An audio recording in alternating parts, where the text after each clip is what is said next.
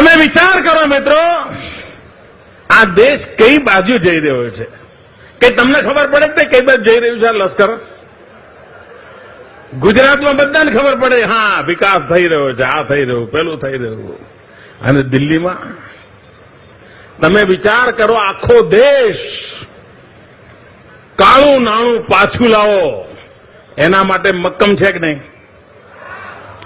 આ કાળું નાણું વિદેશમાંથી પાછું આવવું જોઈએ કે ના આવવું જોઈએ? આ કાળા બજારિયા ને કાળા ધંધા ને કાળા કામો બંધ થવા જોઈએ કે ના થવા જોઈએ? દેશ આખો કહે છે કાળું નાણું બંધ થવું જોઈએ. બાબા રામદેવ એમ કે છે કે કાળું નાણું બંધ કરવા માટે 1000ની નોટો રદ કરી નાખો. જેમણે ઘરોમાં 1000ની નોટોના થપ્પા લગાયા હોય, રાતો રાત એની નોટો રદ કરી નાખો, બધું પોલ બહાર પડશે. આવી માગણી કરી છે ને રામદેવે, બાબા રામદેવે કરી છે ને. 1000ની નોટો રદ કરવાની માંગણી કરી. આ ભારત સરકારે શું કર્યું? પાવલી રદ કરી. क्या कमाल है साहब, क्या सीन है.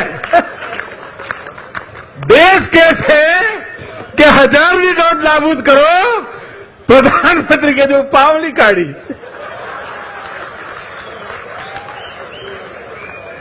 ચમનની મિત્ર એમનો ઈરાદો કેવો છે એના દર્શન કરાવે છે. કાળા નાણાંની મુક્તિ થવા માટે 1000ની નોટો જાય એવું દેશ ઈચ્છે, એવું બાબા રામદેવ માંગણી કરે, ત્યારે ભારત સરકારે શરૂઆત ક્યાંથી કરી? પાવલી. બોલો સાહેબ, આ તમારા ઘરમાં 5 પાવલી હશે ભાઈ? કોંગ્રેસ પણ અમને જ કહેતો, ત્યાં હોય બી ખરા.